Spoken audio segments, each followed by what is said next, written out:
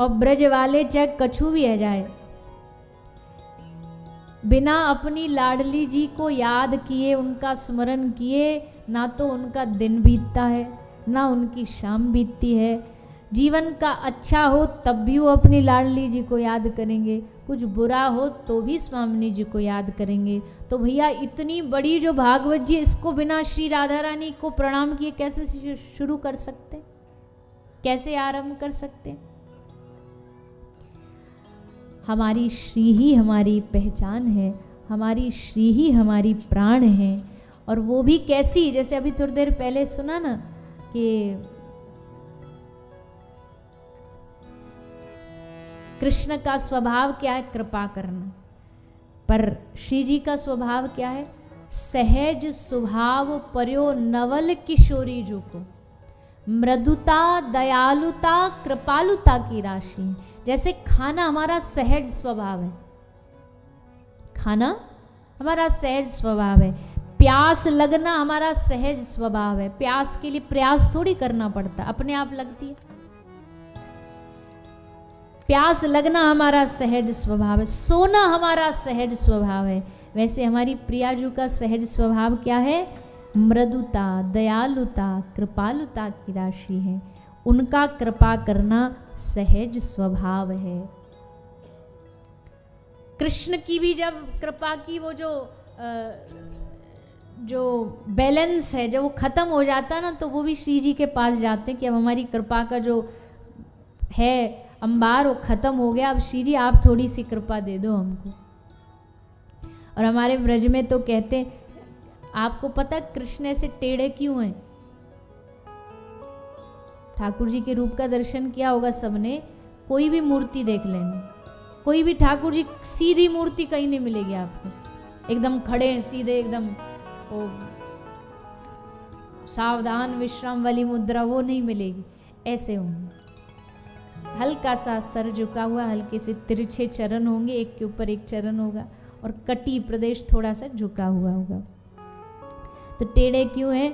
हम कहते हैं कि जहाँ जहाँ श्री राधा रानी चरण धरती है ना, तो ठाकुर जी झुक झुक करके अपने मुकुट से उस चरणों की परछाई को छाया करते हैं, चरणों की परछाई की छाया करते हैं कि कहीं स्वामिनी जी के चरणों की छाया को धूप न लग जाए। जहाँ जहाँ चरण परत प्यारी जू तेरे, तहाँ तहाँ मन मेरो करत फिरत परछाई।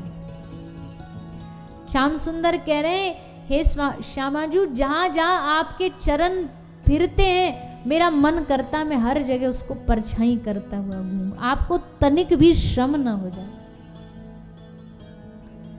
ये ब्रज का भाव बड़ा विचित्र है। एक बार प्रबोधानंद सरस्वती पाद एक गौड़िया आचार्य रहे हैं, पहले प्रकाशानंद सरस्वती थे, पर प्रेम का रोग लगा तो प्रबोधानंद बन गए। तो प्रबोधानंद सरस्वती भजन कर रहे थे एक दिन वृंदावन में, ठाकुर जी आ गए, भगवान ने आकर के प्रबोधानंद सरस्वती को दर्शन दिया। अब जब भगवान दर्शन देने आते तो भगवान भी यही आशा करते हैं कि अब हमारा भक्त कहेगा, आहा हमारे भाग खुल गए, आप हमको दर्शन देने आ गए, बड़ी कृपा हो गई, ऐसा वैसा। पर प्रबोधानंद सरस्वती भगवान से ऐंठ के बोले, तुम क्यों आए यहाँ पर?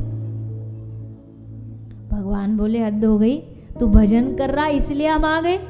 भजन भी तो इसलिए करते हैं ना कि तुम भगवान के दर्शन हो जाए, तो फिर तुम हम क्या दिक्कत है हमारे आने से? प्रबोधानंद सरस्वती कहते, मुझ पर पाप चढ़ाने आए हो आप?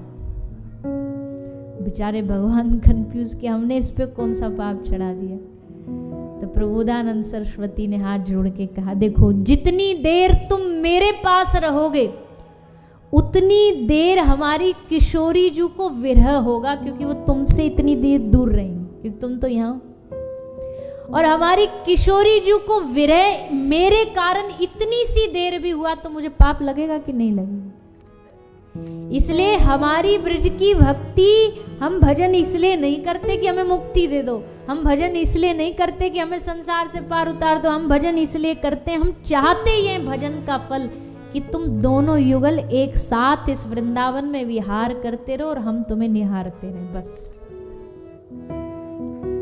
हम ये पाप नहीं चढ़ाना चाहते, हम अपनी श्यामा जी को, अपनी किशोरी जी को विरह नहीं देना चाहते। ऐसे निराले हैं ब्रज के भक्त लोग, कब कहाँ ठाकुर जी से क्या मांग ले। और हमारी श्री राधा रानी तो शयते सर्वात्मना श्री कृष्ण इति श्रीहि, श्री कृष्णेन श्रियते सेव्यते इति वा श्री। ये श्री कोई साधारण नहीं है। रा अक्षर को सुनत ही मोहन होत विभोर, धा अक्षर सुनत ही वो नाचत जैसे मोर। जैसे मोर नाचने लग जाता ना आनंद में, वैसे रा अक्षर को सुनते ठाकुर जी विभोर हो जाते हैं और धा अक्षर को सुन के मोर बन करके नाचने लगते हैं प्रेम में। ऐसी हमारी श्री लाडली जी का नाम है, सुंदर नाम।